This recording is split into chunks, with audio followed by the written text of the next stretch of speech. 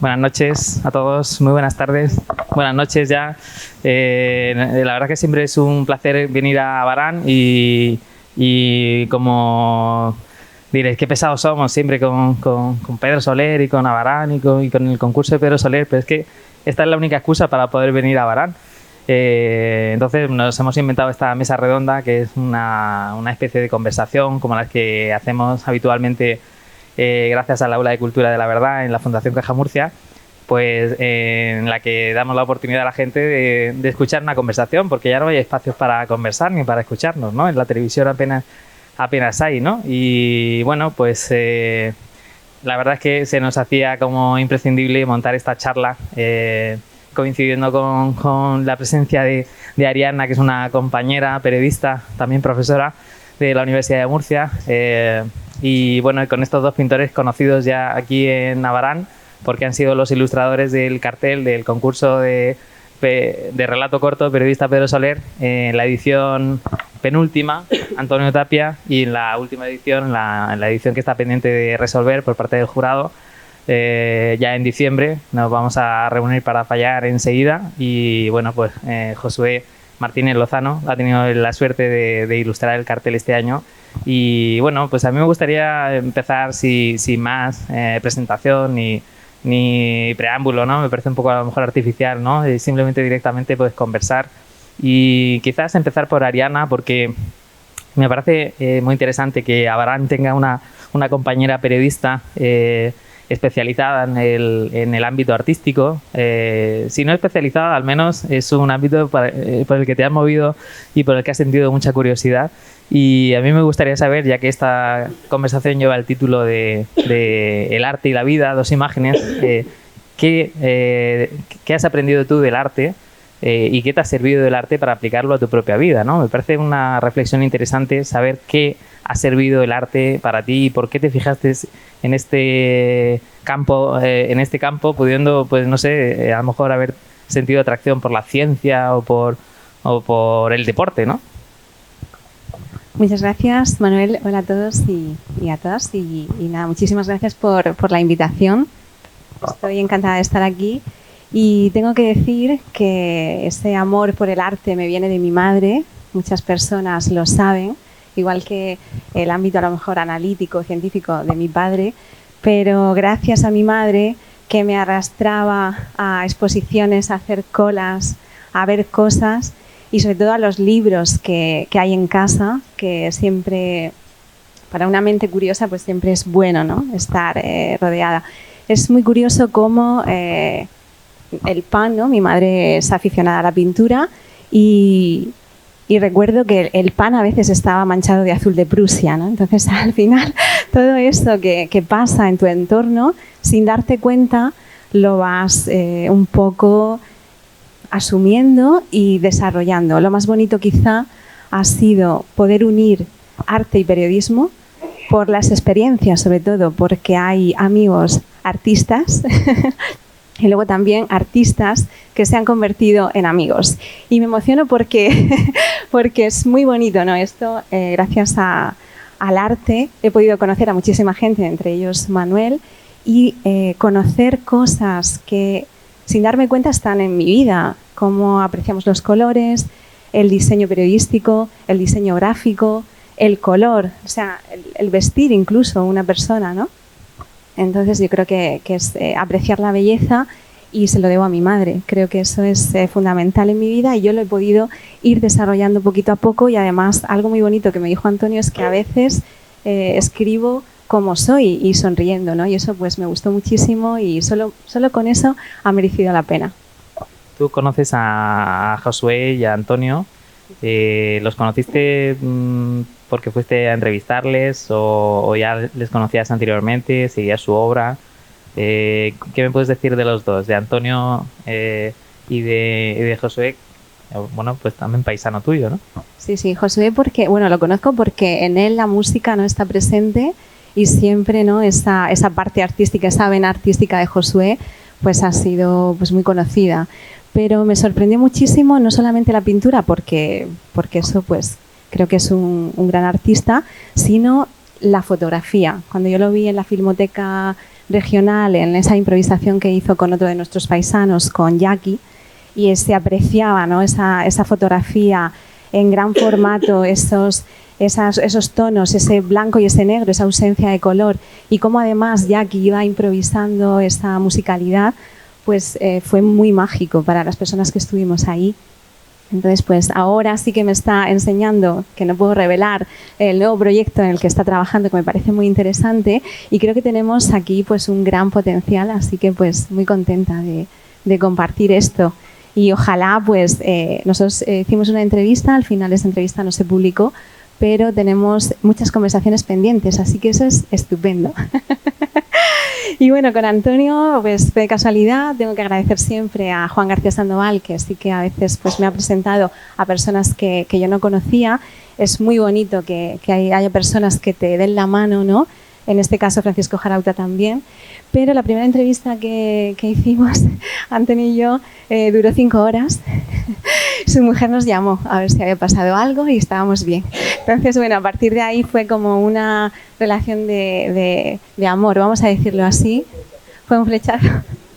Y yo estoy muy contenta de poder ser no solo su biógrafa, sino además escribirle a veces algún texto que estoy encantada de que me deje, ¿no?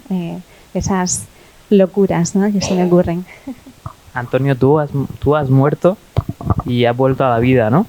Sí. O sea, estás vivo de milagro. Cuéntanos esa experiencia. Bueno, lo primero, dar las gracias a casi 50 personas que están aquí, que yo jamás pensé que lo que yo contara podía tener interés para tantas personas. O sea, para mí ha sido un regalo encontrar todas esas sonrisas que estoy viendo y, bueno, ahí están estas miradas, ¿no?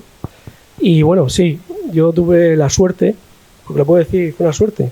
O sea, yo tuve un infarto hace 17 años, antes lo comentaba ahí fuera. Y cuando tuve ese infarto, pues yo tuve lo que es una ECM. Una ECM es una experiencia cercana a la muerte. Eso quiere decir que a mí se me paró el corazón estando en la UCI, yo estaba solo, se me paró el corazón, sentía muchísimo frío, me dolía todo el cuerpo, como si me clavaran agujas por todas partes, y de pronto eso se paró. De golpe empezaron a encenderse luces por allí, miré a las luces, oía ruido y tal, pero bueno, estaba allí, pero de pronto había dejado de dolerme todo y estaba genial. Era, se lo digo en serio, la mejor situación en la que está en mi vida. O sea, descansado, nuevo, limpio, genial.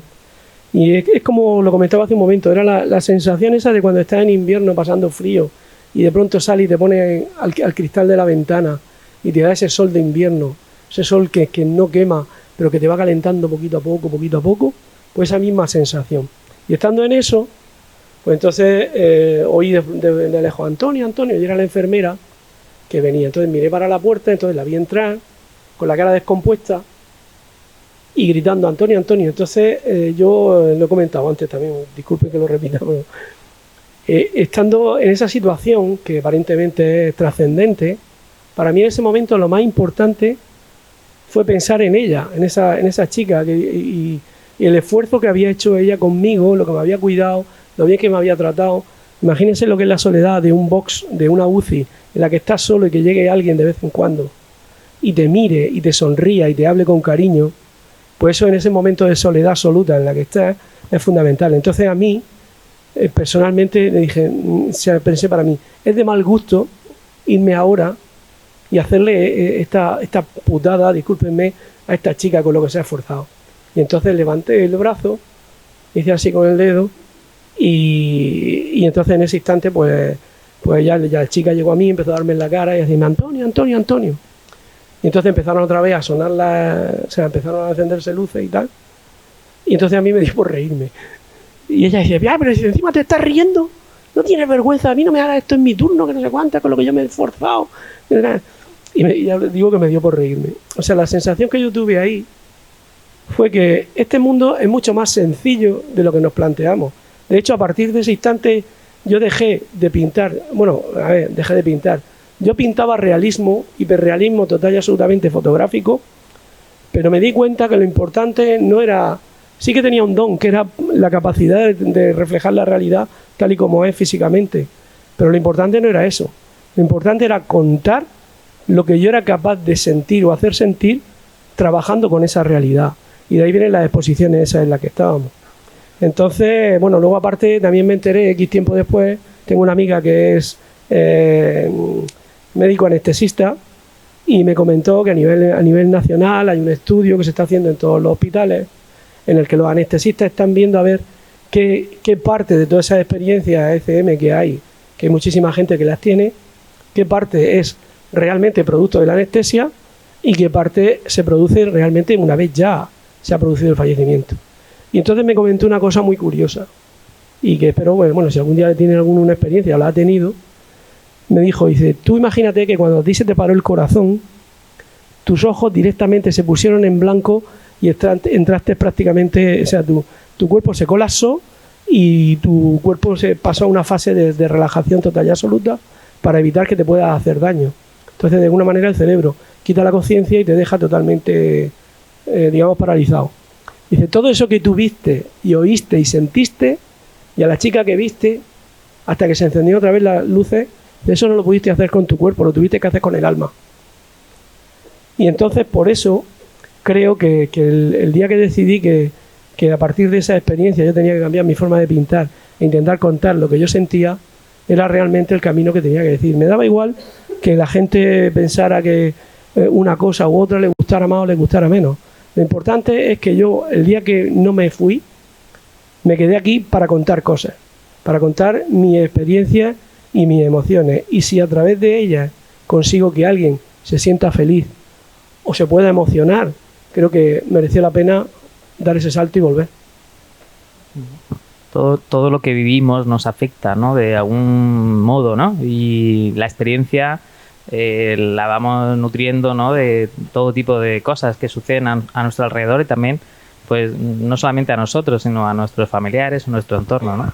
En tu caso, Josué, tú encontraste en el arte una forma de expresarte, una forma de hablar. Y no solamente la pintura, sino también la fotografía, la música. No te centraste solamente en el arte pictórico, por ejemplo, ¿no? Desde pequeño ya eras así de expansivo, ¿no?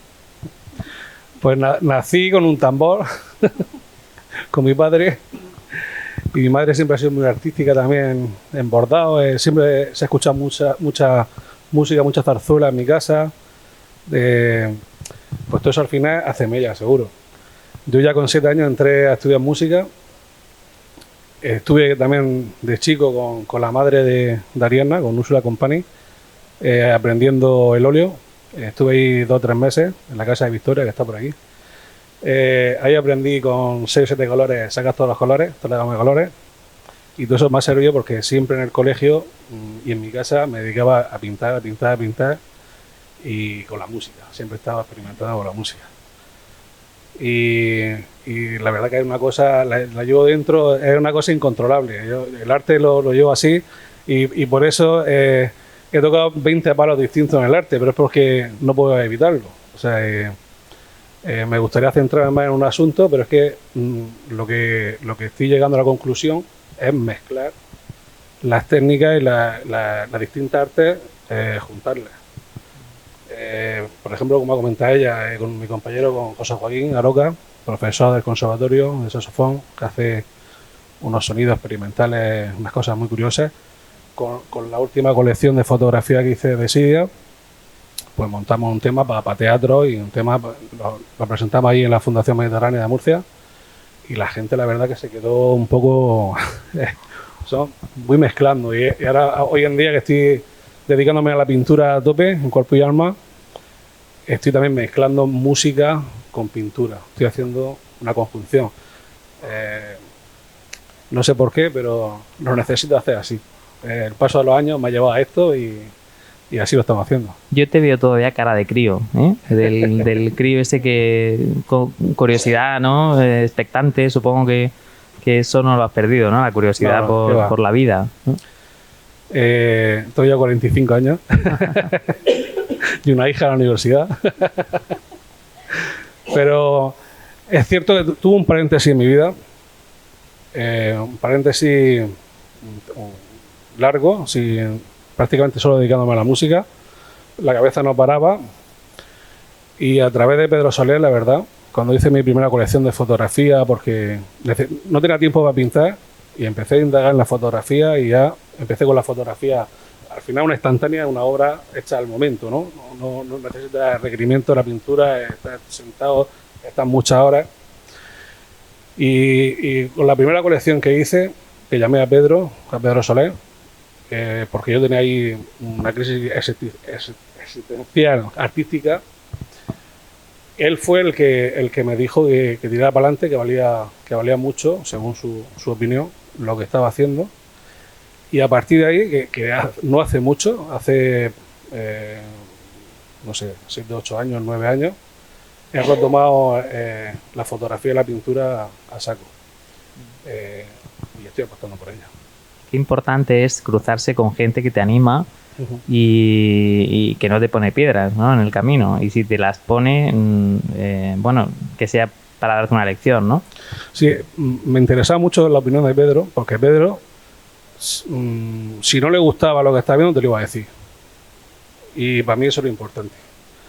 Entonces fuimos a por él, lo traje, el último día estuvimos los dos solos, se tomó su limón granizado que le encantaba de aquí y él fue el que me dijo, tira para adelante que lo está haciendo de puta madre.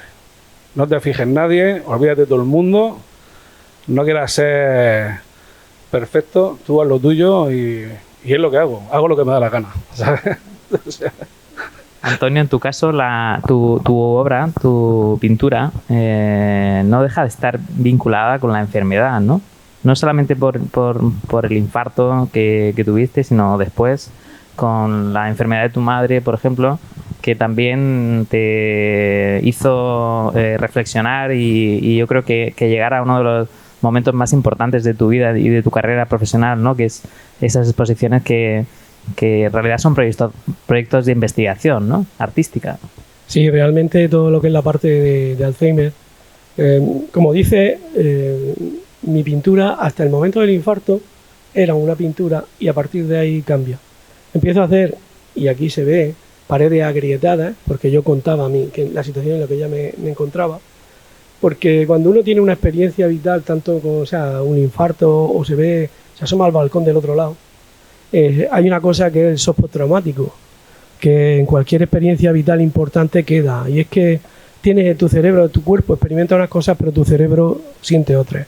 Entonces, el procesar esa información y convertirla en positivo cuesta muchísimo trabajo. Entonces, para mí, hay mucha gente que con la palabra es capaz de hacerlo, pero yo no. Yo necesito pintar, necesito reflexionar con la pintura y creando. Entonces hay una primera serie que es Heridas del Tiempo. Una primera serie que fue cuando me dio un infarto, que era Incomunicación, que eran teléfonos con paredes viejas, que aquí están reflejados. Luego a partir de ahí empiezan esas paredes viejas, empiezan a aparecer paisajes, porque ya de alguna manera la memoria empieza a aparecer, ¿no? Empieza a retomar imágenes del pasado en las que te hacían sentir bien. Luego a partir de ahí quiere profundizar más y empiezo con la serie Intruso, o Guardianes de Sueños, que es donde yo conocí a Pedro.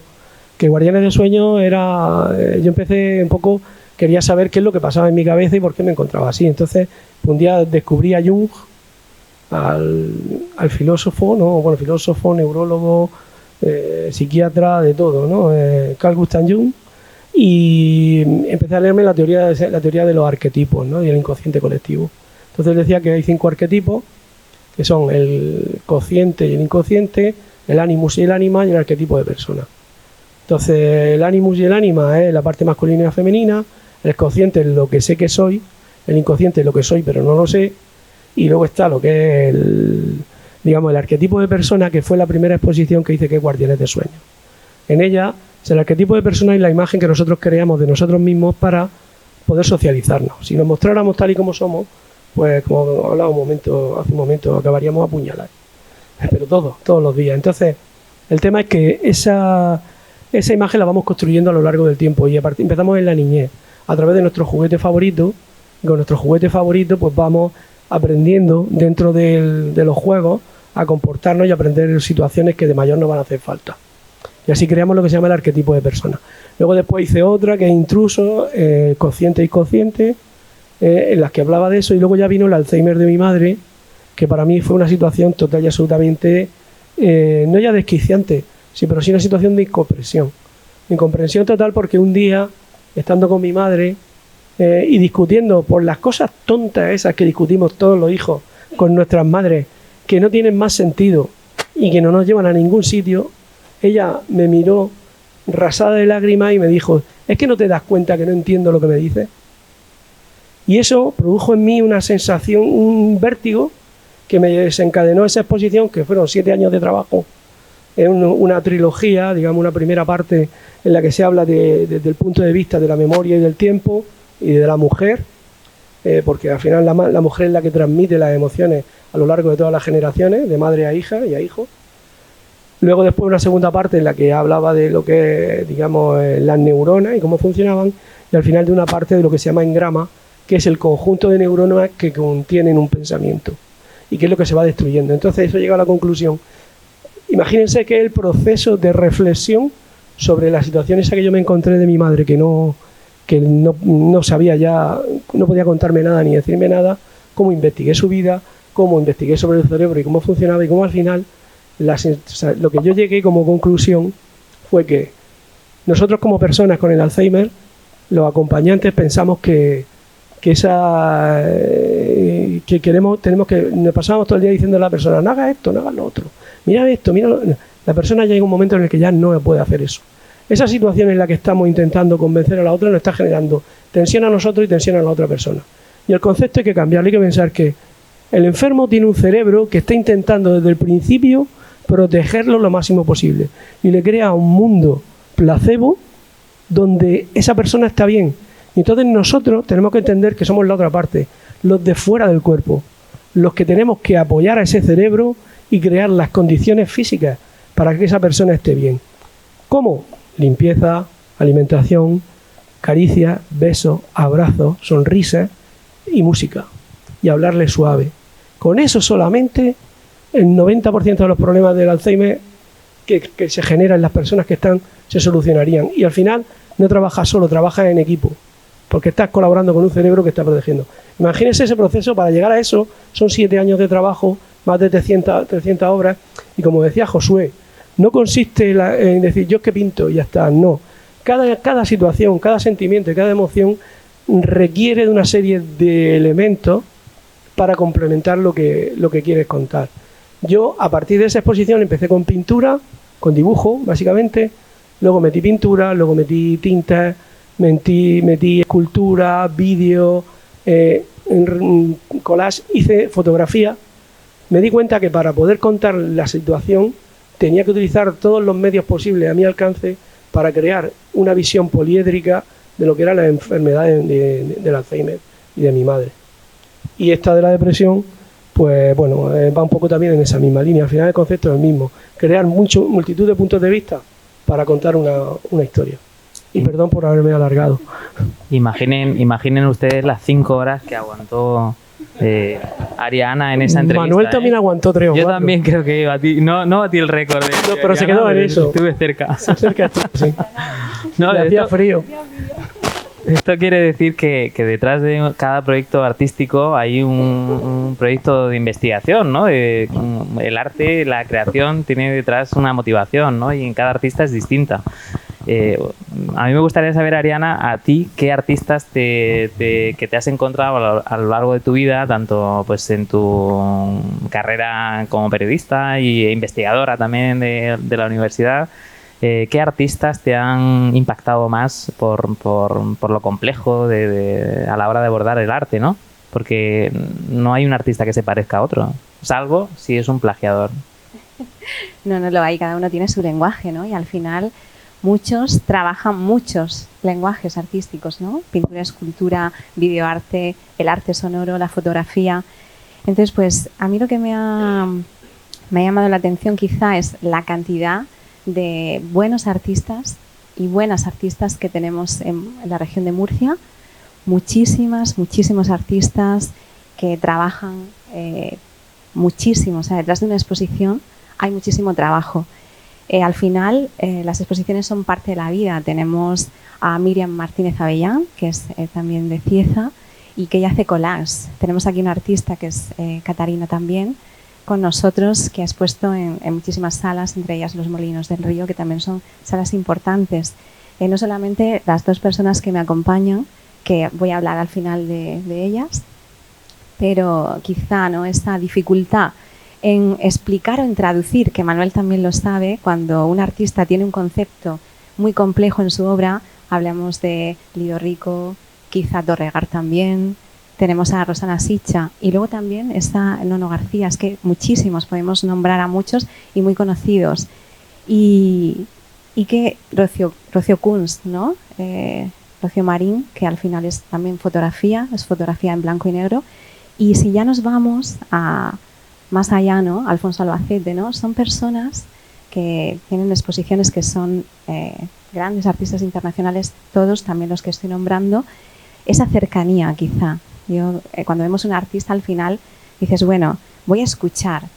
Y eso es maravilloso. Me ha llamado muchísimo la atención el proceso creativo de muchos de ellos. Sabemos que Lido se sumerge, ¿no?, para hacer sus propios moldes. También el proceso documental, porque al final hay mucho trabajo detrás, y testimonial, porque si Josué son sensaciones, quizá en mi cabeza, me voy un poquito más a Tapia en las emociones. Esa exposición de la depresión no ha tenido que ser fácil, igual que el viaje de Demeter no fue fácil. Ver esas neuronas, ver cómo se rompe una persona y además esas, como él construía imágenes, ¿no?, como su madre era como una guitarra que se iba quedando sin cuerdas, y eso a mí me impactó. Cómo ellos consiguen que nosotros, en nuestro cerebro también, generemos imágenes. Entonces, bueno, podría estar hablando de los artistas y de las artistas muchísimo tiempo, pero tampoco pues quiero cansar, porque al final los protagonistas son ellos. Aunque Josué, tienes cara de niño, como decíamos antes, pero tienes 45 años. ¿Cómo te ves en estos 10 años que tienes por delante? ¿Dónde te gustaría llegar? ¿Qué tienes ganas de experimentar? ¿Y a qué te atreves también? Porque seguramente a lo mejor hasta ahora no te has atrevido con cosas, ¿no? Y me gustaría saber por qué. La verdad que no me he atrevido antes, porque la vida la he llevado de tal manera que he priorizado, por ejemplo, la crianza, la familia, y eso para mí es lo más importante, por encima del arte. Mira si es complejo.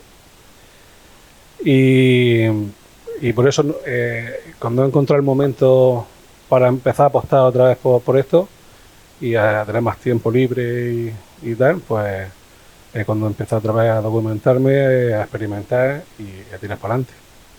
En un futuro, pues no lo sé, realmente no lo sé. Yo soy de los que vive al momento, al día. Yo soy del día a día total. Ahora mismo estoy haciendo esto, me gustaría que tuviera más recorrido. Si luego no pudiera ser, pues no puede ser. Pero si puede ser, quiero seguir así toda mi vida, la verdad. Pero ahora mismo, la verdad que el futuro es incierto. Te viene un Dana de esto y... Entonces prefiero ir pensando en el momento, en los proyectos nuevos que tengo. A finales de diciembre expongo aquí mi primera colección de pintura, 20 cuadros, y en otro proyecto que también estoy trabajando, y de momento estoy ahí. Cuando lo termine, pues seguimos. Por ideas no me faltan, ¿sabes? Tengo un listado de apuntes, porque yo soy de los que decidí hace unos años ir apuntándome mis cosas que me van viniendo. Me la voy anotando, aunque luego hay veces que no le he hecho tiempo a mirar lo que había apuntado, ¿no? Y me viene por otro sitio la inspiración, o el asunto, o el proyecto. Pero sí, soy de vivir al día. Muchos artistas no llevan, por cierto, una vida ostentosa, ¿no? Hay muchos de ellos que nos sorprende que incluso llegan a morir en la indigencia, ¿no? Uh-huh. No es algo a lo mejor en masa, pero sí hemos oído casos, ¿no?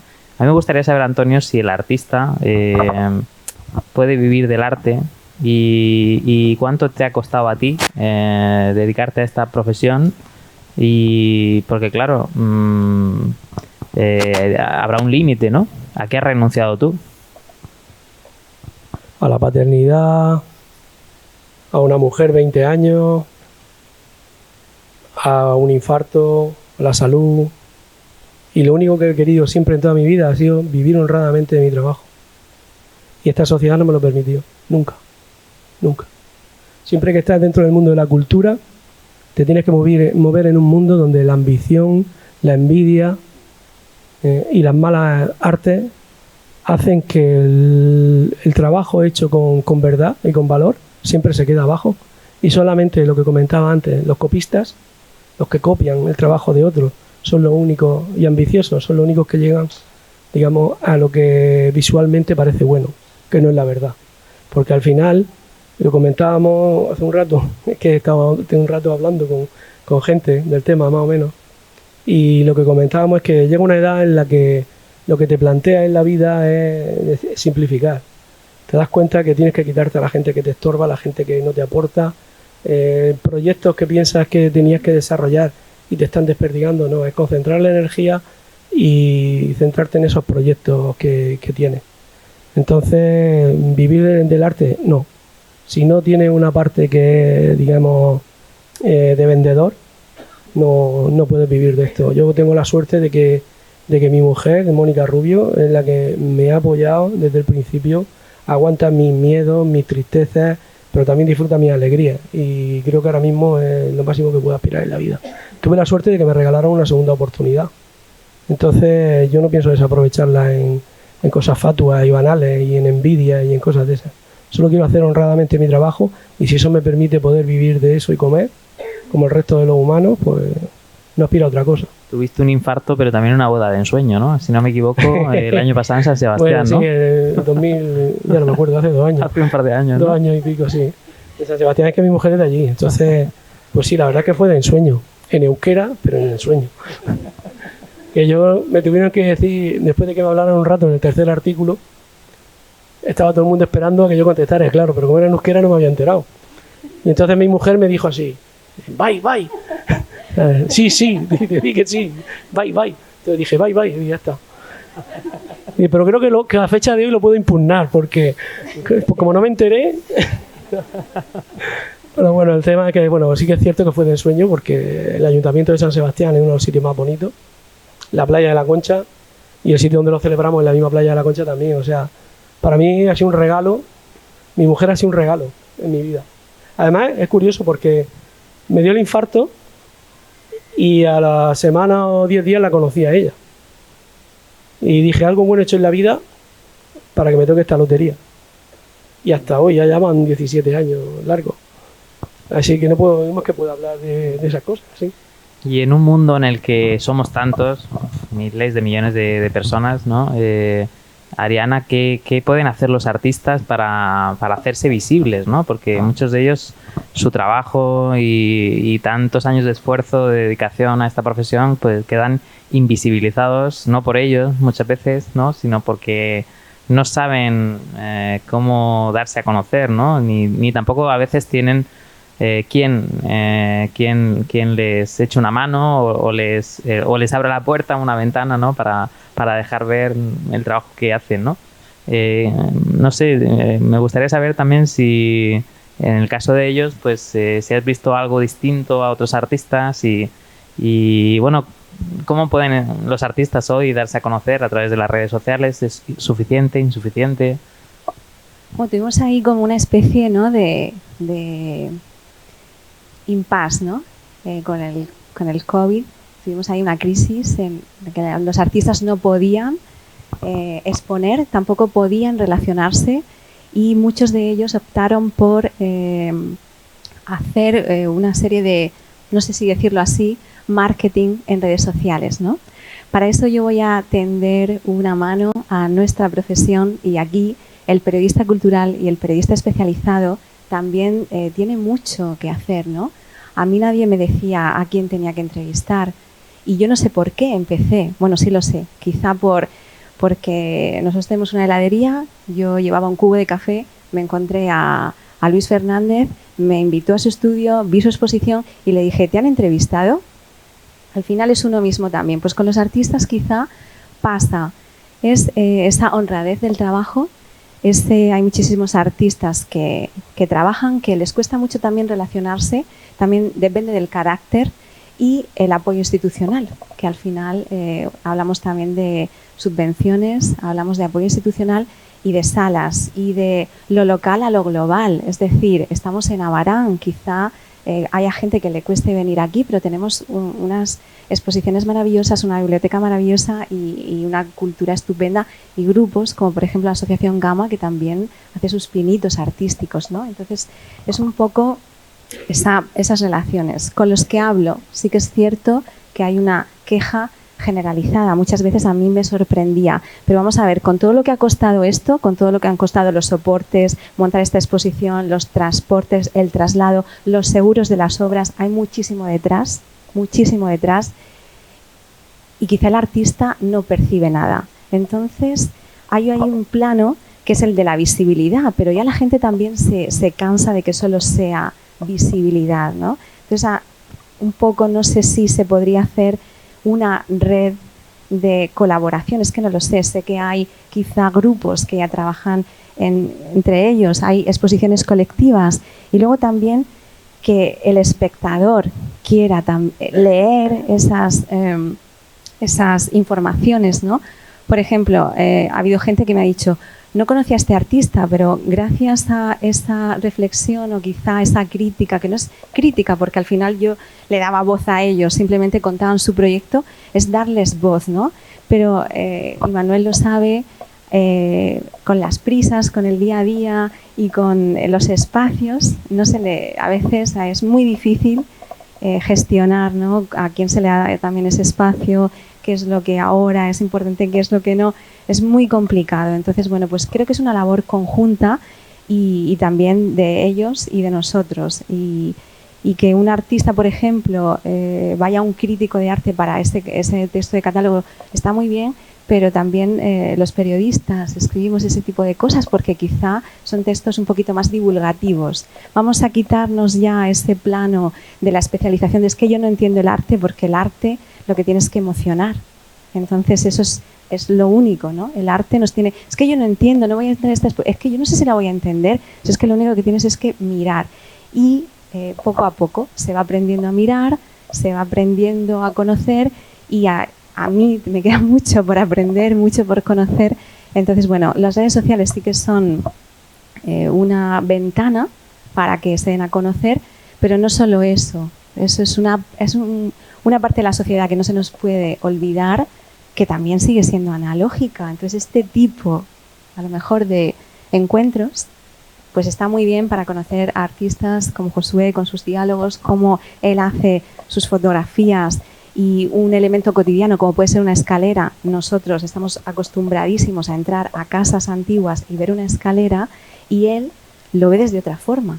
Tiene una luz diferente, no nos planteamos que el enfoque de la fotografía pueda ser esa y nos está permitiendo que veamos las cosas de manera distinta. O Antonio, por ejemplo, ¿cómo se me iba a mí ocurrir que ese trabajo tan complejo en el que hay aves nos están diciendo que nos están aportando las alas, ¿no? Que es la exposición que tenemos aquí, para salir de un proceso de una enfermedad o de incluso un momento de tristeza o de cualquier otra cosa. Entonces es muy importante como mezclar todos. No tengo la respuesta, ojalá la tuviera, pero sí que tender una mano, colaborar, hacer una nota de prensa. No hay personas especializadas y las hacen para hacer ese tipo de trabajo porque quizá no se está haciendo de la forma que se debe. Entonces hay un ámbito profesionalizado para eso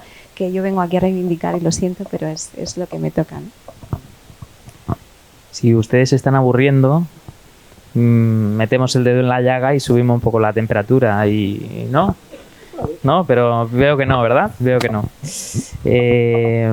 Llegado este momento tenemos que dar las gracias a la Concejalía de Cultura en la figura de Penélope Luna, que está aquí con nosotros, nos acompaña. Muchísimas gracias por haber programado este acto en la Biblioteca José Vargas, que es la sede también del premio periodista Pedro Soler de relato corto, que cuando se puso en marcha esta iniciativa de la mano del Ayuntamiento de Abarán, de la Fundación Caja Murcia y de La Verdad, pensamos en que había que reivindicar la figura de Pedro Soler, que había sido pues un periodista muy importante, también un escritor, un investigador, cronista oficial de la ciudad de Murcia, pero sobre todo un buen compañero y un amigo de los artistas también, ¿no? Porque aunque él siempre decía que no era un crítico de arte, sino un comentarista de arte, hay que decir que bueno, pues cultivó la crítica artística a través de la prensa escrita, y contribuyó con sus artículos también a dar a conocer a muchos artistas de la región de Murcia y de fuera de la región, y sobre todo pues lo que se cocía en el ámbito artístico, ¿no? Es un mundo muy complejo, ¿no? Donde no solamente existen los artistas, como decía Ariana, sino también pues hay un circuito de galerías, no muchas, pero también existen, ¿no? Que son las que en muchos casos representan a los artistas. Otros van por libre, como estos dos pájaros que tenemos aquí, ¿no? Pero bueno, también hay representantes, agentes, ¿no? Marchantes de arte. Hay personas que bueno, tienen otras funciones dentro de este negocio. Existen las ferias, los salones de arte, ¿no? El otro día publicamos en La Verdad un artículo sobre los artistas que prometían hace un siglo a través de la Academia de la Real Sociedad Económica de Amigos del País. Y bueno, pues la mayoría de ellos eran mujeres que se quedaron por el camino, ¿no? Y bueno, es importante también aquí hablar también de la figura de las mujeres en el arte. A mí me gustaría darle la palabra a Katarzyna Rogovic, que la tenemos aquí en primera fila. Katarzyna. A mí me gustaría que bueno, pues también te presentaras tú como artista, que nos contaras qué haces, por qué has venido hasta Abarán a contarnos. Ella nació en Polonia, pero lleva muchos años viviendo en la región de Murcia, y yo creo que tarde o temprano va a acabar ilustrando también el cartel de este concurso literario que lleva el nombre de Pedro Soler. ¿Nos puedes acompañar aquí, ya que también pues tienes una trayectoria interesantísima? Cuéntanos, tú has decidido montar recientemente también un estudio, tu propio estudio, y cuéntanos qué haces ahí en ese espacio en el barrio del Carmen de Murcia. Bueno, eso no estaba preparado, pero muchísimas gracias por invitarme a estar con vosotros, encantada. Estaba muy embobada escuchando. Yo creo que lo que habéis comentado, he venido porque tengo muchas ganas, necesidad a escuchar y estar con las personas. Hemos hablado de la pandemia, que aunque han pasado tiempo, pero era un momento de mucho aislamiento, y yo noté mucha falta de contacto con las personas y que están en el mundo artístico o están en ese mundo, y escucharles, no sentirte sola. Eso creo que lo que más he sufrido, sí. Luego he venido también porque me vino la noticia, gracias a Mari Carmen, que me invitó a esta mesa redonda por Pedro Soler. Para mí fue una persona muy importante, porque ahora, haciendo un balance, fue él que me hizo visible, gracias a sus, no sé si han sido 2 o 3 entrevistas, y lo que tú has comentado, Manuel, que fue una persona comentarista. Una mala crítica puede hacer muchísimo daño a un artista.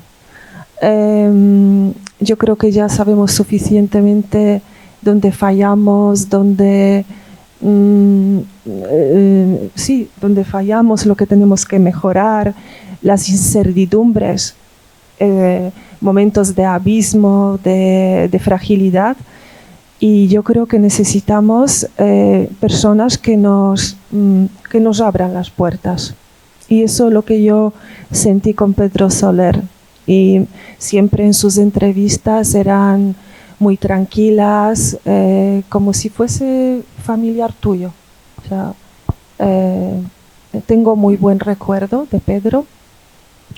Y que, bueno, ahora quizá os voy a contar una cosa que no he contado mucho.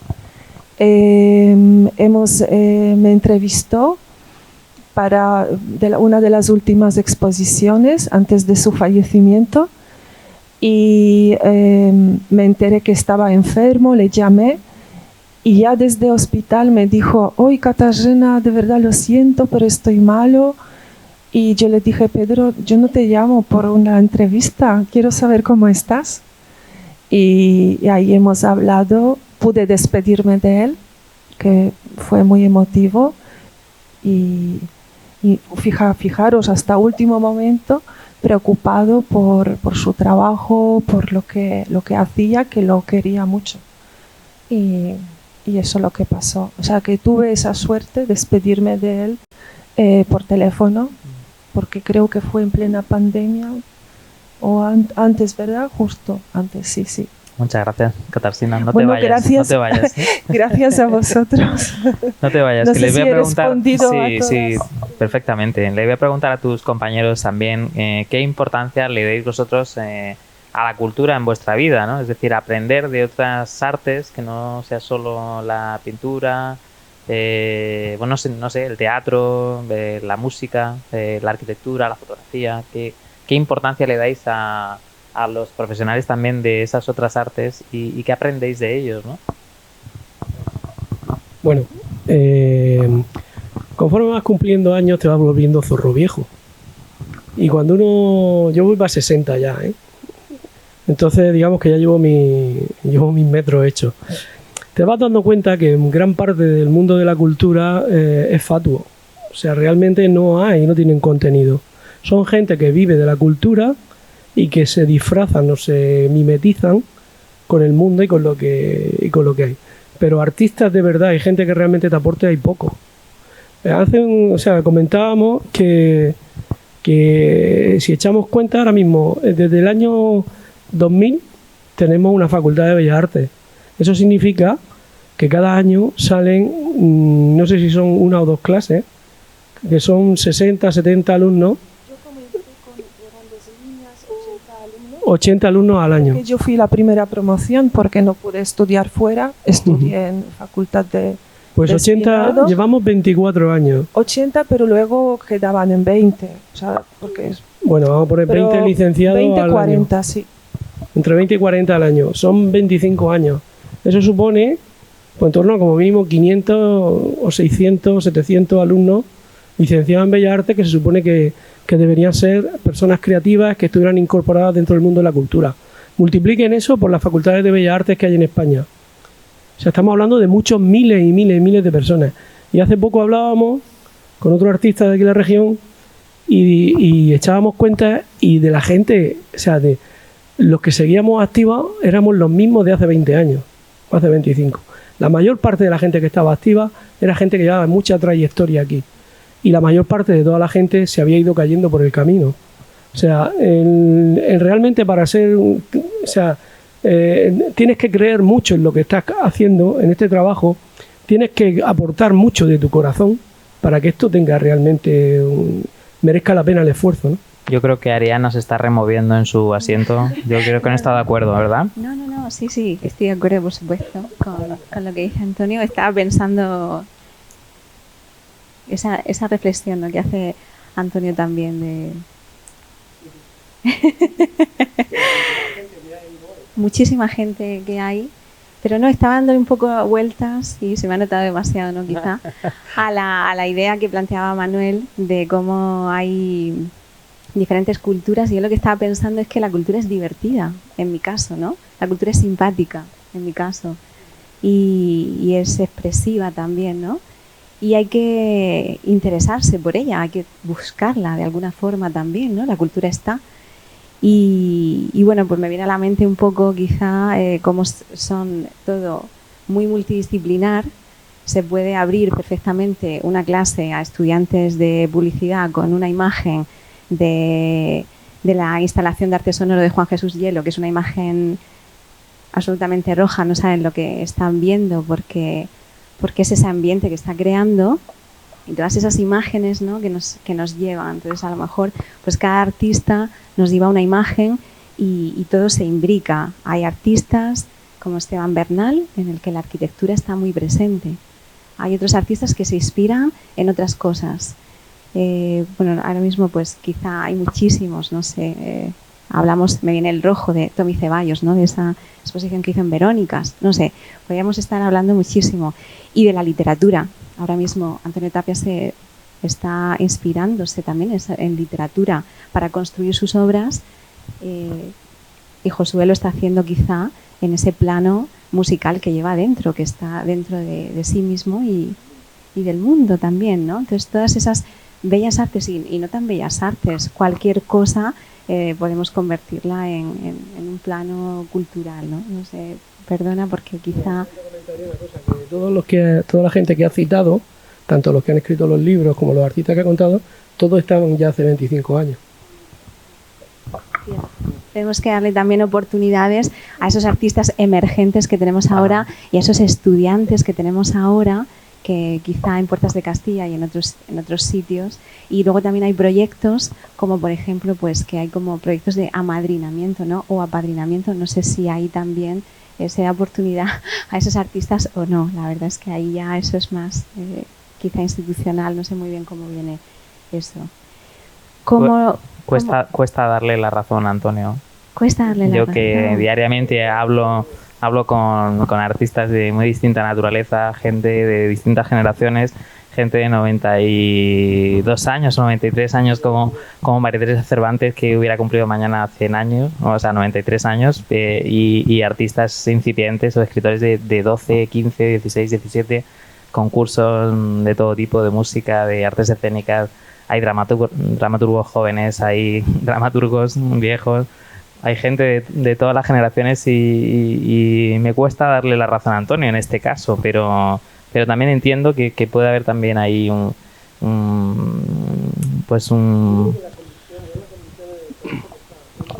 Hoy en día lo que pasa es que hay arte, ¿no?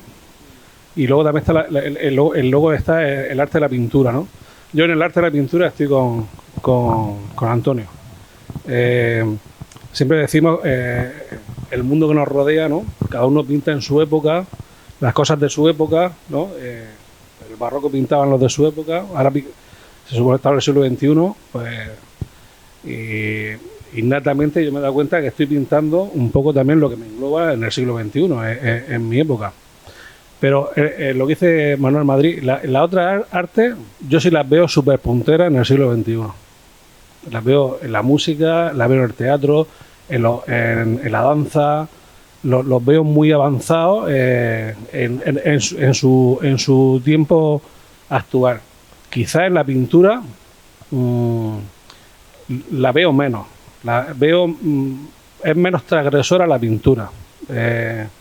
Creo que es lo que tú querías decir, ¿no? Entonces dime una cosa, Antonio, ¿quién es el maestro para ti? Maestro. Dime un artista o una artista que para ti sea ese que tú dices que desde hace 25 años no ha salido nadie como él. Mira, tenemos gente como Ginés Vicente, que son gente que lleva Esteban Bernal. ¿Quién más te puedo decir?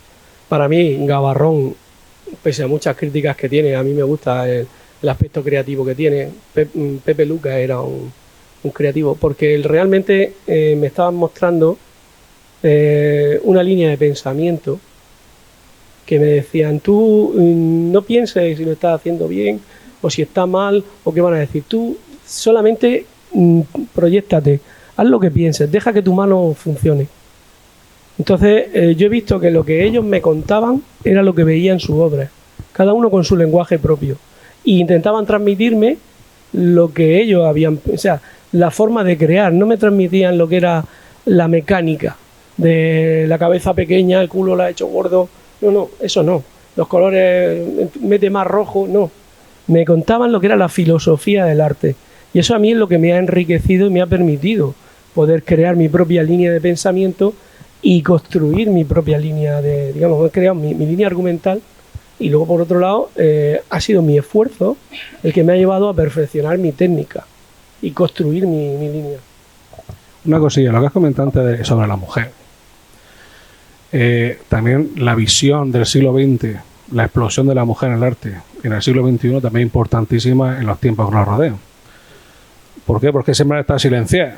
La mujer del barroco, conocemos a Artemisa, conocemos a 4 pintoras porque ni tenían la opción de poder aprender, y si aprendían y eran buenas, estaban silenciadas.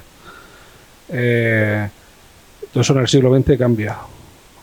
No lo mismo ver una maternidad preciosa Murillo que ver una maternidad, una pintora madre. Porque tú la puedes ver bella y a lo mejor a ella la ve desde el aspecto del sacrificio, le da otra visión al arte, ¿no? Y eso, gracias al siglo XX, que se pudo expandir el arte de la mujer, pues esa visión también es muy fresca actualmente. Las mujeres artistas, pues hay que apostar 100% por ellas. Vamos a tener la oportunidad de entrevistar, bueno, en mi caso, el día 11 de diciembre, al director del Museo del Prado, a Miguel Falomir, que lo hemos invitado al Aula de Cultura de la Verdad, en Murcia. O sea que esa fecha pues la tenéis que guardar en vuestros calendarios, en vuestras agendas, y acompañarnos, porque va a ser una oportunidad interesante de preguntarle y de escucharle, ¿no?, sobre todo esto de lo que estamos hablando, ¿no?, de los maestros, ¿no?, de otro tiempo y bueno, y ese legado también, ¿no?, que supone para nosotros pues tener museos tan importantes como el Museo del Prado, ¿no? De los museos no hemos hablado mucho, pero evidentemente pues cumplen una función básica, ¿no?, también de formar, ¿no?, y de exhibir, pues no sé si lo mejor, pero sí lo más representativo de otras generaciones, ¿no? Katarzyna, ¿tú en qué museos estás? Cuéntanos. ¿Y dónde te gustaría que hubiera obra tuya? Qué buena pregunta. Pues me encantaría estar en alguno de los museos. Ahora mismo no sé cuál, pero quizá rodeada de obras de mujeres. Me encanta lo que has dicho, porque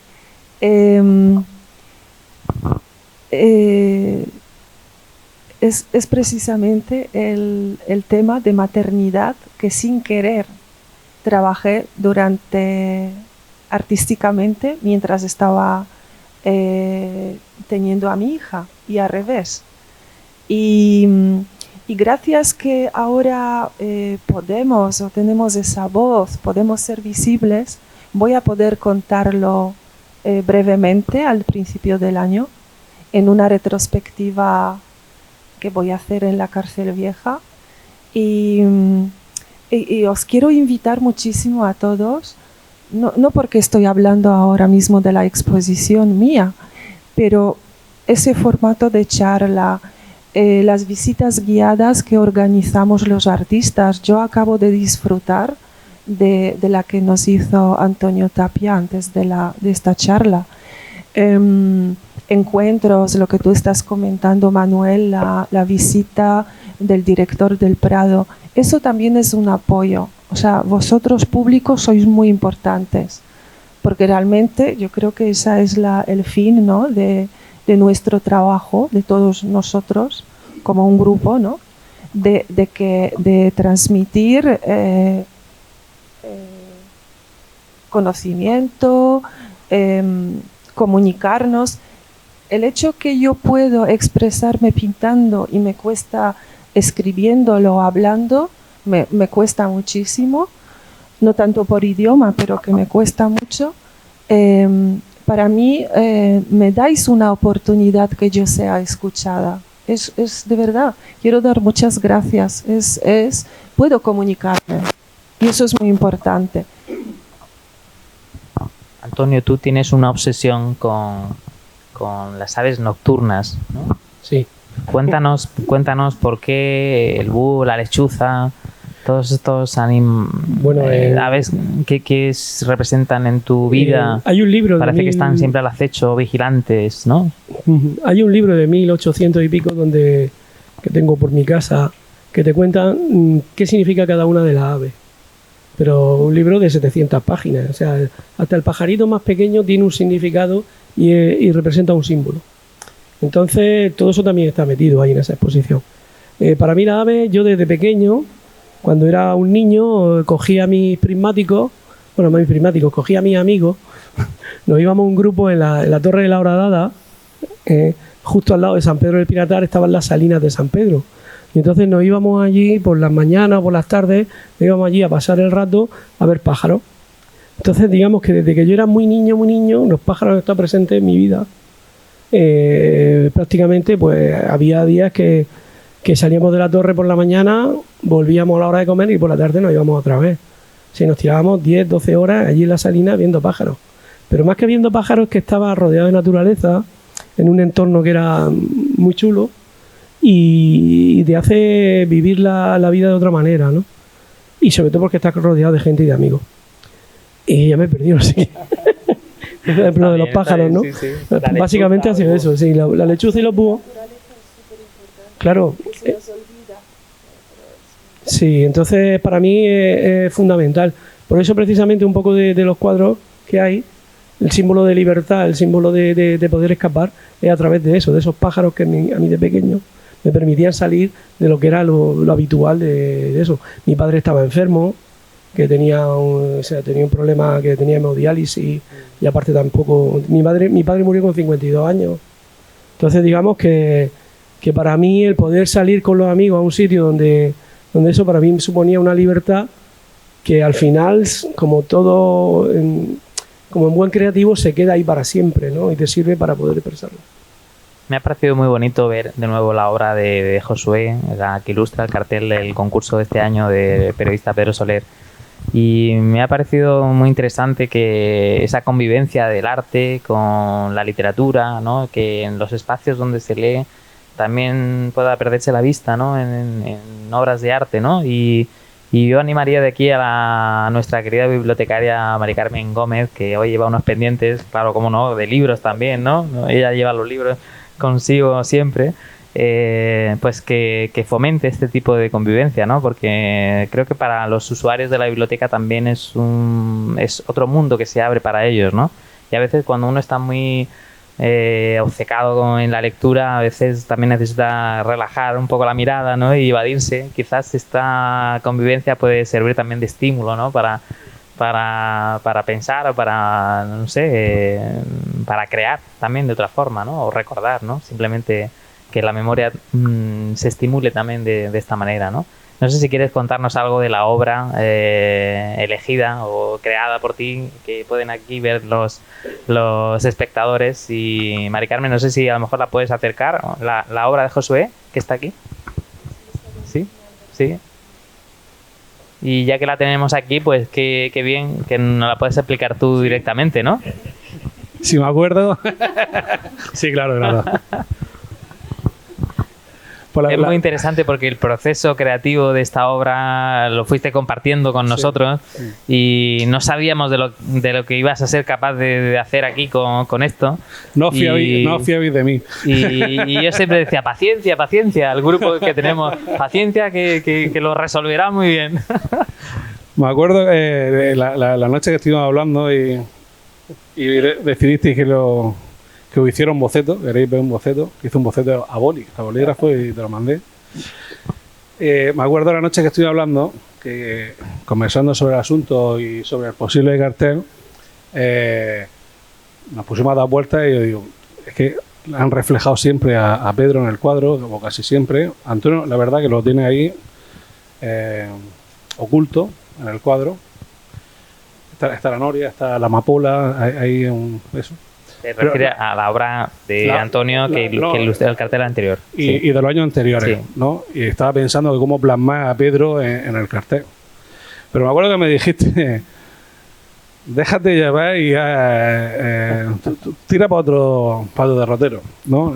No te enfoques ahí en el tema de... En el retrato, ¿no? En el retrato de Pedro, y déjate llevar. Y fue al final lo que hice. Empecé a pensar y hice se llama Tributo, el cuadro, es un homenaje al periodismo. Pedro Soler está ahí. Realmente Pedro Soler es el limonero. El limonero que engloba todo el cuadro es Pedro, el árbol que lo vio nacer aquí en su tierra.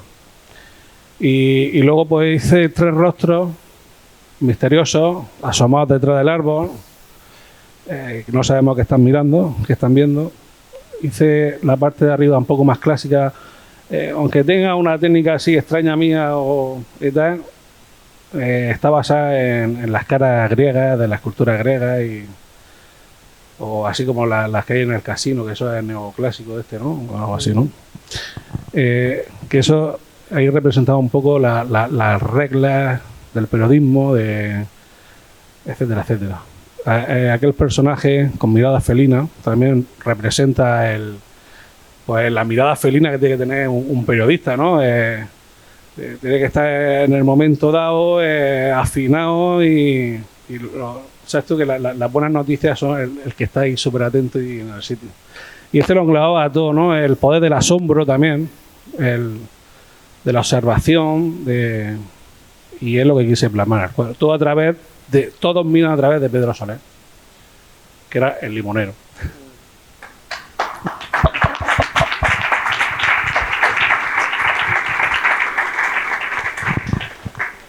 La verdad es que es súper importante crear este tipo de espacios, ¿no? Donde los artistas convivan, compartan, puedan quejarse también, ¿no? Y expresarse, ¿no? Y me gustaría saber, Ariana, claro, hay gente que no entiende entonces el arte, ¿no? O que se dice que se pone delante de una obra y que no le emociona o que no siente nada, ¿no? Y hay que compadecerse de ellos o hay que formarles o enseñarles o cómo ayudarles a emocionarse también ante la obra de un creador. Es un poquito complejo porque no se puede forzar, ¿no? Entonces, al final, yo creo que que no te guste o que no te emocione también es algo, ¿no? También provoca algo es provocar algo en el espectador. Una obra te puede provocar disgusto, odio, furia, cualquier emoción. O sea, no solamente que te guste o que bonito, ¿no? Y se puede educar la mirada, ¿no? Ya se decía, ya lo decían los teóricos, ¿no? de la comunicación visual. Se puede educar esa mirada y lo bueno es tener esa polifonía de voces y polifonía de impresiones, porque al final las obras son diálogos con los espectadores y este feedback también es muy bueno. A mí me ha parecido maravilloso que Katarzyna se uniera a nosotros porque esa sensibilidad con la que ha hablado de Pedro Soler, pero también de su obra y de la maternidad, pues a mí me ha cautivado. Así que pues maravilloso. Fíjense que estoy leyendo un ensayo de Linda Nördling que dice ¿por qué no ha habido grandes mujeres artistas? Y quizá podemos recoger, ¿no? ese testimonio y trabajar sobre las cosas que tenemos cercanas. Entonces también para mí esto es un aprendizaje.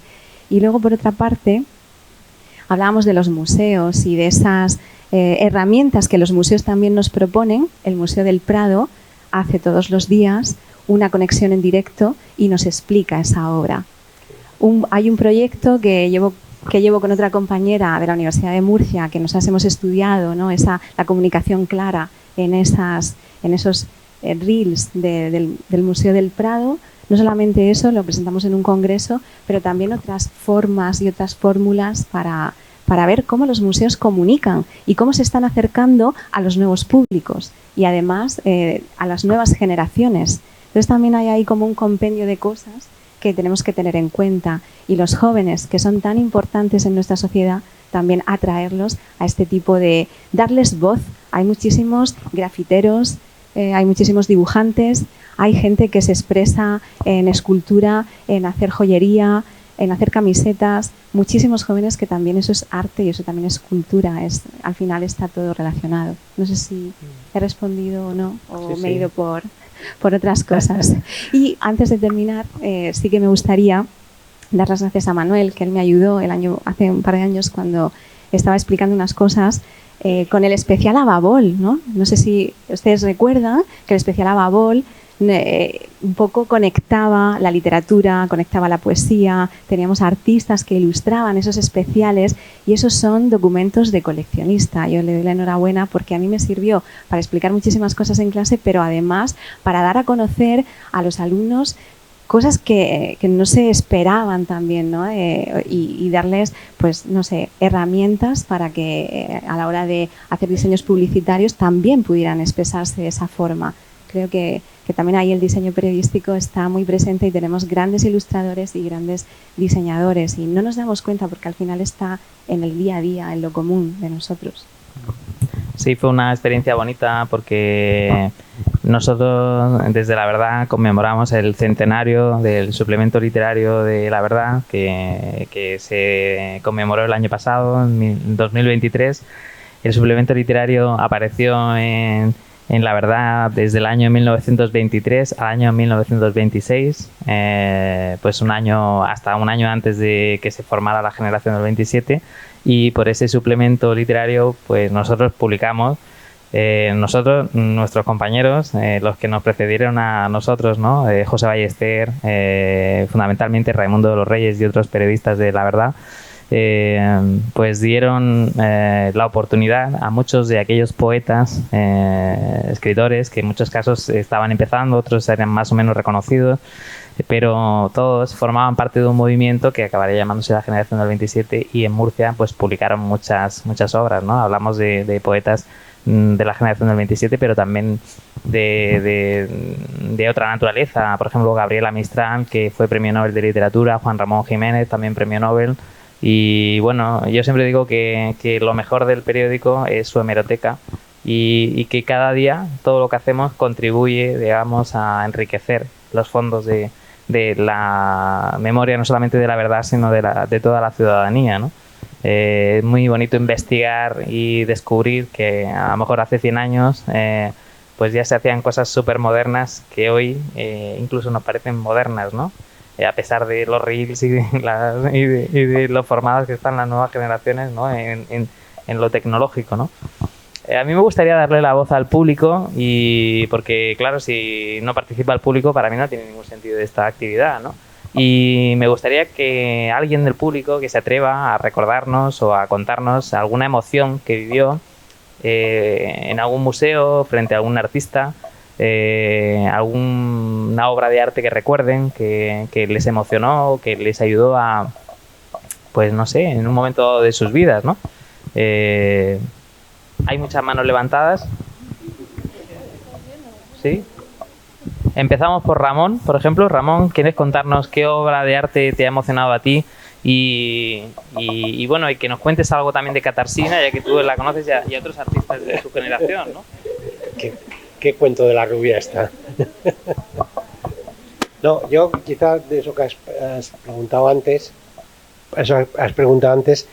yo viví de niño, tenían mis padres, además en un pasillo, La Mujer de la Perla, que era una foto, vamos, era no sé qué.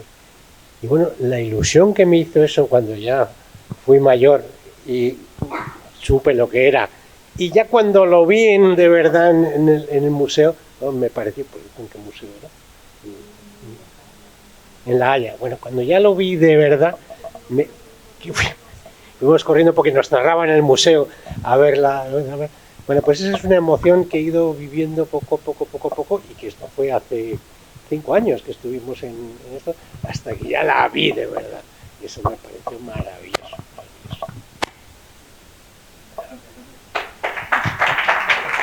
Muchas gracias. ¿Alguien más por allí se atreven a contar su experiencia, alguna obra emocionante? ¿No?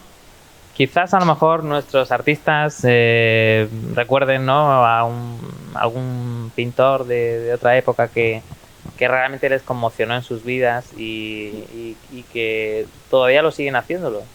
Sí. Bueno, a mí realmente un cuadro que realmente me impresionó, porque a lo largo del tiempo siempre de alguna manera tú vas creando una imagen de un cuadro y lo vas haciendo cada vez más grande, más grande, más grande. Es el Aquelarre, en el Museo Lázaro de Galdeano, en Madrid, en una pequeña habitación, en un rincón allí metido, semioscuro, está el cuadro del Aquelarre de Goya. Y cuando uno ve eso de cerca, se da cuenta de quién era Goya, o sea, cuando eres artista y sabe utilizar los pinceles, o te crees que sabes, y ves lo que era capaz de hacer ese hombre, ese impresionismo primigenio, te das cuenta de cómo era capaz de expresar los sentimientos y las emociones y todo el contenido y el trasfondo que tenía, que es que te abrumaba, ¿no? Y yo creo que eso a mí me impresionó muchísimo, porque realmente el cuadro no es muy grande, es un cuadro que no sé, tendrá 70 por 60 o una cosa así, pero sin embargo es una de las obras cumbres de Goya y de creo que de toda esa época, ¿no? Yo, dos topicazos, ¿no? Pero la verdad, la primera vez que vi el Guernica me impresionó brutalmente. Además, me quedé 1 hora y media delante de él porque no podía irme de allí. Era un cuadro que lo seguía, me gustaba, pero no me entró dentro hasta que lo vi en su gran dimensión, en vivo. Cómo expresa ahí Picasso varios conceptos sobre la guerra y tal. Ese cuadro me impresionó. Pero el cuadro que así de niño y he estado siguiéndolo, la verdad, cuando subí la primera vez las pinturas negras de Goya, el perro me fascinó. Pero Saturno es una obra que siempre la he llevado conmigo. Saturno me quedé impactado y cómo desaparece del fondo. Es que son 4 brochazos, pero magistralmente puesto. Muchas gracias, José. Ariadna. Pues yo no me puedo quedar con un solo... Es imposible. Bueno, quizá por cómo ese día me afectó el momento COVID-19, el ver en una página de un periódico una descontextualización de Muchacha en la ventana, pues la verdad que me impactó bastante cuando realmente lo pude ver. Me di cuenta que estaba hecho en una tabla, no se podía, por supuesto, fotografiar. Y una de las cosas que también me llamó la atención es cómo nos comportamos en los museos, en los que no dejamos de fotografiarnos y no nos damos cuenta que podemos dañar una obra. Entonces eso a mí también me llama mucho la atención. Y bueno, pues una de las artistas que yo menos conocía, que es Isabel Quintanilla, me llamó mucho la atención ese tratamiento de la luz y sumergirme también debajo de una escultura de Jaume Plensa, pues para mí eso es fantástico. Es cierto que tengo obras en casa por obsequio y no puedo decirlo, pero son personas que me tocan muy de cerca y una de las obras, por ejemplo, de Miriam Martínez Avellán, que es Fracta, a mí me rompe esa obra y me emociona porque representa algo que yo he vivido con ella. A mí las obras me emocionan porque las he vivido. Me emociona un cuadro de unas acuarelas de Antonio Tapia por lo que puede representar ese momento para nosotros, o de Torregar o de otra persona, porque me lleva a ese momento emocional. Creo que eso es para mí lo fundamental. Y luego también pues tengo un cuadro de una querida amiga que mi madre me hizo con mucho cariño y me ha costado 20 años poner en casa. Entonces creo que eso también forma parte de mi vida. Tengo la primera bailarina de mi madre, que es una aficionada, como ella dice, que es una dominguera, pero al final son emociones que nos transmiten esas obras. No puede ser que tengamos en casa algo vacío, puramente decorativo. También está muy bien, pero creo que nos... Antonio... también.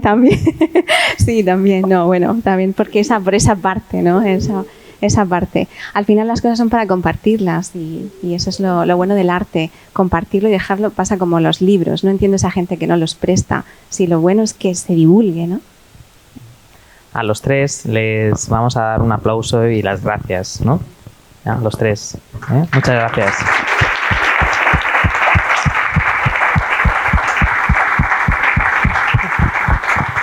¿Por qué? Porque nos han contado cosas importantes de sus vidas. No es nada fácil ponerse delante del público, expresarse, ¿no? Y ir hacia lo más íntimo de cada ser. Yo especialmente hoy quiero dar las gracias también a nuestro corresponsal, a Jesús Hielo, que es un nombre mítico en la prensa murciana, porque cada vez que lo vemos ahí, plasmado, impreso, parece mentira, porque yo no sé, Jesús, ¿cuántos años llevas? 42 años publicando La Verdad y es el decano de los corresponsales de prensa, con lo cual también un respeto para los compañeros que han aguantado tantos años y son no solamente veteranos en el oficio, sino pues un ejemplo para todos, ¿no? Ojalá que pudiéramos llegar tan lejos, ¿no? como ha sido su carrera periodística. Así que estas palabras también para Jesús aquí en su propia tierra. Y no quería despedirme de todos ustedes sin darle la palabra a nuestra invitada sorpresa, Katarzyna Rogovic, porque a mí me impresionó mucho una vez que fui a tu casa, a la alberca, a hacerte una entrevista y me dijiste que había una carpeta con retratos de tu abuelo que tu abuelo había creado en el tren, en el ferrocarril, porque se dedicaba a pintar a los pasajeros del tren, ¿no? Él iba en el tren en Polonia y pintaba a los compañeros de vagón, ¿no? Cuéntame esa historia y por qué esos trabajos nunca los has mostrado, creo yo, ¿no? Todavía recuerdo aquel día, ¿no? que viniste a mi casa, Manuel, que fue también un regalo que un periodista del periódico, que vengas a mi casa con fotógrafo. O sea, de verdad, te quiero dar gracias porque eso también me anima muchísimo, de que hay un interés, que quieres conocerme. De hecho, la charla la recuerdo que era súper agradable. Creo que, no sé, hemos estado toda la mañana también. Sí, sí. No, a las 5 no hemos llegado, pero casi. Entonces, sí,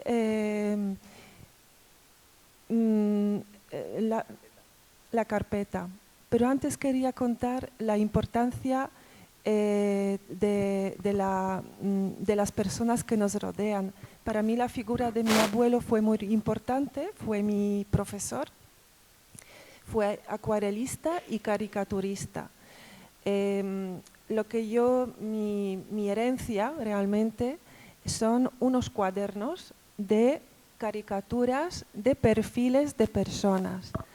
Él lo que hacía es, cuando iba a trabajar, robaba los perfiles de las personas porque en cuestión de minutos los dibujaba mientras ellos iban en el tren. O iba a los conciertos de música clásica, donde también tenía posibilidad de dibujar a estas personas. Los polacos son, no sé cómo decir, muy suyos, no hablan. Ramón lo puede confirmar, que son muy más hacia interior y muy serios. Entonces eso permitió a mi abuelo hacer todos esos perfiles. Y yo digo, de hecho he desarrollado una prueba que cogí esos perfiles de las personas y mentalmente los giré y dibujé de frente. Entonces tú puedes reconstruir caras de estas personas. Ese es un proyecto que tengo ahí empezado. Y yo he pensado que mi abuelo era el precursor de Facebook, porque realmente era un ladrón de los perfiles. Sí, sí. Y nada, Manuel. Bueno, también comentaste que ahora trasladé mi estudio de casa al nuevo de Murcia. Ajá. Cuando quieran ustedes organizamos una visita guiada y nos vamos al estudio de Katarzyna y al estudio de estos artistas que seguramente en el garaje no sé si van a caber todos. Porque Antonio tiene el garaje convertido en estudio, ¿no? Pues sí, date cuenta que eso, ya cada día queda menos ni de garaje ni de estudio. O sea, ya los cuadros me envuelven por todas partes y prácticamente un garaje de 60 metros se quedan 20. La última cosa que quería decir era que quizás a lo mejor la voz de Antonio sonaba a un programa de misterio que hay en la radio. ¿Quieres hablarnos de esa cuestión? Ya que estamos aquí, para que te escuchen en la radio también. Voy a contar una cosa de misterio de aquí, que lo sé a través de Penélope y de Mari Carmen. Es que nosotros, si han visto la exposición, ven que hay una parte que es de Pedro Soler, ¿no? En la parte esa hacia adentro hay un pequeño apartado que yo he hecho con mucho cariño del trabajo que me dedicó Pedro a mí de su esfuerzo, de comentarme tal. Y luego el agradecimiento mío era que estuviera aquí. Sé que no podía ya estar en esta exposición porque me habría gustado que me hubiera escrito un texto, que me hubiera hecho algo, pero ya no pudo ser. Entonces, pues de alguna manera quería que estuviera conmigo en su pueblo, en Abarán, que estuviera aquí. ¿Y qué pasó? Pues que bueno, hicimos el catálogo, lo hicimos todo. En la exposición está Pedro, pero Pedro no está en el catálogo porque no está incluido dentro de esto. No hay ninguna reseña respecto a esa pequeña exposición que hay ahí, pero en el catálogo se metió Pedro, se metió una errata, una pequeña errata que no se detectó en ningún momento, y entonces en el texto que hay escrito por la concejala, por Penélope, al final del texto hay un párrafo que es este que les voy a leer. Gafas que no veo. Finalmente, invito a todas y todos los habitantes de nuestro municipio y de fuera a que disfruten de esta exposición de Antonio Tapia, al que agradecemos su entusiasta colaboración compartiendo con nosotros su talento y su pasión. Y si leen ustedes en el catálogo y lo ven, se ha metido por error una palabra después que es Pedro. Como si Pedro, aquí lo tienen en este último, como si Pedro firmase esta exposición. O sea, para mí la magia siempre estará presente. Muchísimas gracias a todos por venir y os queda todavía una larga tarde y una larga noche para seguir conversando. Muchísimas gracias.